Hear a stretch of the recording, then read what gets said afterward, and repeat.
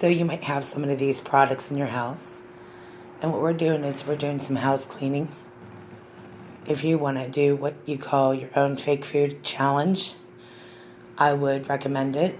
Do your homework about the foods that are on the shelves today.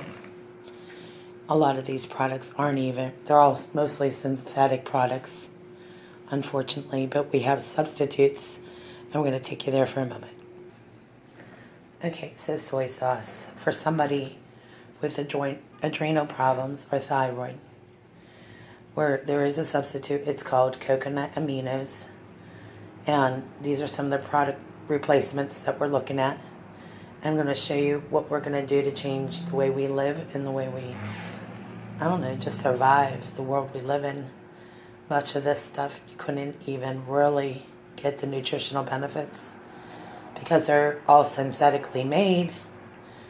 And if you're reading closely at the label, most of the sugar replacements are all replaced with genetically modified sugars that are actually do not have any health benefits.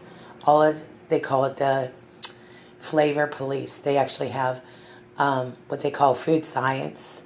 Food science is basically lab-made food, which would act or mimic a lot of some of the products. It gets much more scientific than that. But then we go down the road about the foods that are manufactured outside the United States and in the United States. Most of this stuff seems very harmless, but once you look at the ingredients, you start to understand why so many people are having health problems. And what we have to do is just start getting out our refrigerators and start making what we call this transition. A lot of the health disorders and obesity issues have a lot to do with what's in the products. So you could be actually cutting your food intake, but you're taking in chemicals that actually might be doing some serious organ damage, believe it or not. So when I look at obese people and I see what's going on with the epidemic and increase of candida and other holistic remedies that can treat these conditions, people start to lose weight if they do their homework. And we're going to do what we call a food science project. We're going to get back to basics, the way Grandma used to do it, making things with scratch, gluten-free. You have to make it yourself. You can't go out and buy it. You have to buy the products and basically do the hard work if you want to reverse the health, I want to say that, the damages to your health. I mean, we're talking your heart, your body. I have a low-functioning adrenal gland, and it's because I didn't realize that most of the foods that I have are soy-based. So I have to eliminate anything that says soy in it. Again, I never had these problems. I never struggled the way I did. I have adrenal fatigue, and it's because of what's in the food. It has nothing to do with me being sick or overweight. It has everything to do with what's in our foods.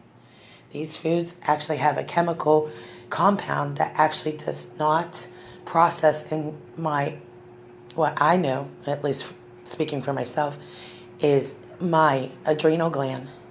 And that's right next to your kidney, and that's where your body filters most of this. So I recommend, if you're going to do this project, I really recommend you start removing all these canned products. See, I don't usually use these. These things are just kind of ended up in my kitchen. I even attempted to use the mashed potatoes, and I had to throw it out. I can't even eat this stuff. It's not food, okay? So, believe it or not, everything has to be looked at thoroughly, because now they're making what they call like this fake lettuce. It's incredible what is happening to our diet. People that are normally very healthy people don't even realize, but even the very lettuce could be fake. That's how tragic this is. I want to show you some of the alternatives that I had to change radically how I live my life.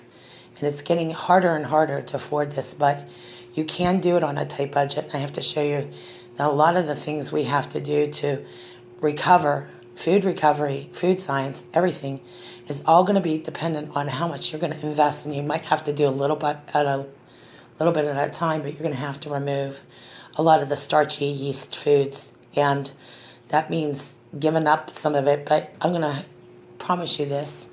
Even if you do go to like a more unleavened bread, which has no yeast in it, you're still going to get all the benefits, but you're going to remove the yeast. And you really want to get the sugars and yeast out of your diet, especially if you're carrying extra weight around your waistline.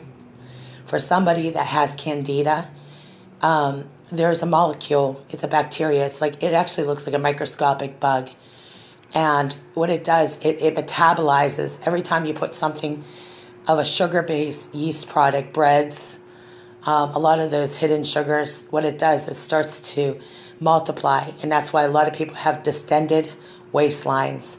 You can actually reduce your waistline just by removing the certain products like soy, yeast, and sugar products, and any hidden sugars. You don't want any aspartame. The only alternative sugar that I've been able to use that actually has the same benefits as coconut sugar. And I would just make sure that everything that's labeled on there, you make sure that all the certifications are on there. You just can't guarantee that even if the label says certified organic, that it's certified. They can stamp anything on. I mean, it's just the way it is. It's not me being conspiracy. It's actually become a reality. Food science is an incredible money-making industry. And nowadays, you could even go as far as looking at the 3D printers that are coming out, where you actually make your own food through a 3D printer. And I think that's going to be the future. What kind of independence does 3D printers offer? Incredible benefits, especially if you home grow your own food and then you have a 3D printer that is, I guess it would be designed to make food, and that is the future. 3D printers are the future, and you become more self-sufficient and independent. So it's worth the investment. Let's go to more products that I had I have to kind of look through this. Okay, so this is a more popular Asian kind of rice. I don't want to have to say this, but you have to test the food out. And if you take this as a testing ground and you just take one day or afternoon, we start collecting all the food that has extra chemicals you're not sure of and just put it aside.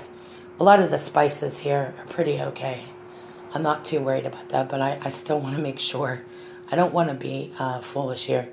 But because of the numerous health problems and breathing problems people are having, we got to do this.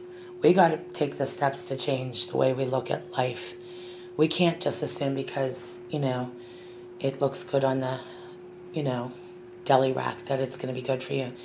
I mean, the science is there, but now they're putting things in like meat glue to imitate the look of real meat. So if you go out to a butcher and you get your meat cut, you go find out where the cow was farmed, was it local, and usually the butcher, if you go to a local meat market, you're gonna basically find out mostly about where they, the slaughterhouse and how they go about doing what they do. But at the rate things are going, you have to do this. You can't just go to Walmart or any super grocery store and assume that you're buying food anymore. It's the truth. One of the things I learned years ago before Walmart came to our area, and I thought it was pretty fascinating because we never had Walmarts. We had mom and pop grocery stores, which I still, to this day, feel very comfortable going to them. Actually, it reminds me of the way we grew up. But when I was listening to some of the contractors, and they were kind of telling us as they were building the Walmart, that they had built them with the intention of someday taking them down and turning them into large high-rise buildings. And that was in 1994. And look, you hear all the stuff that's going on today regarding Walmart and all these large corporations. Pepsi products, again, abortifacient. If you don't know what abortifacient is, that's some of the flavoring enhancers that they're using in your colas. So I quit Diet Coke a year ago. It'll be a year ago, last April 11th. All these flavor enhancers, all the things that they are putting into your diet, it's just outrageous. And I don't eat like I used to, but I have health problems. And I often wonder, how long have we gone without this information? It's only been a few years, but I started this journey and I'm still on that journey. I realize that we're hungry and we have to eat right, but you have to get down you even have to go further than that. So I'll tell you some of the things that we are doing that's making a huge difference, and I'm much more confident. Now, if you had followed my previous post about urban prepping, I've looked into Thrive products. This is the way to go. This is the future.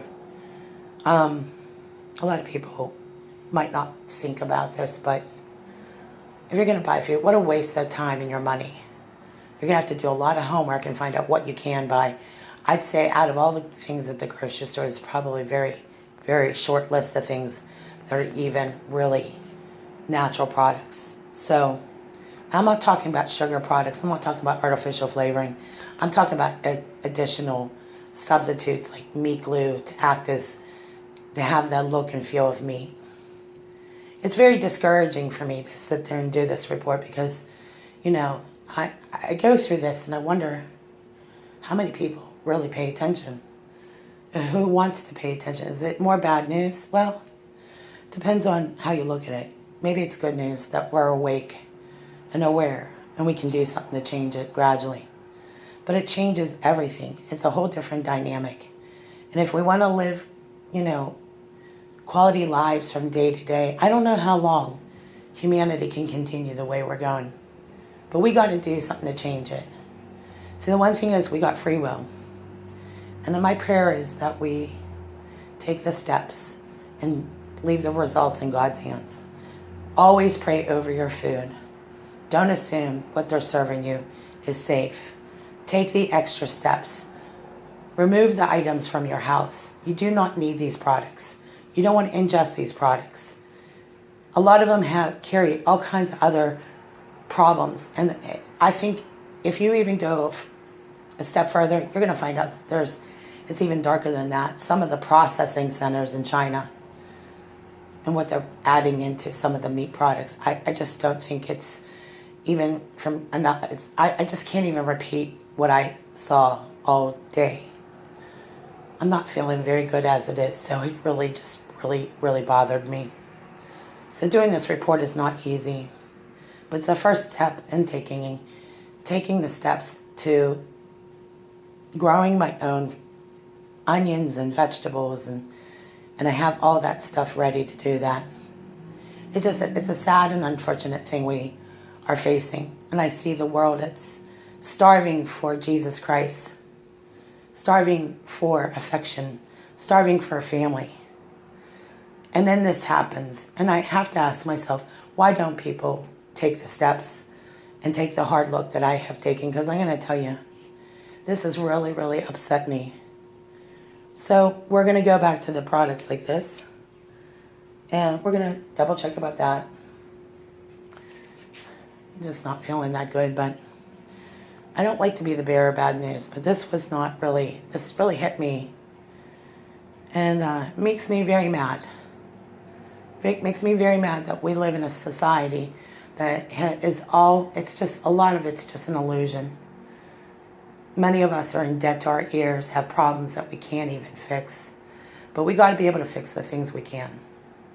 So hopefully, even though as tough as this report is, maybe you'll take this step and initiative and do your own homework. I can't do it for you guys, but I hope this helps at least give you the running start that you need. Thank you for listening.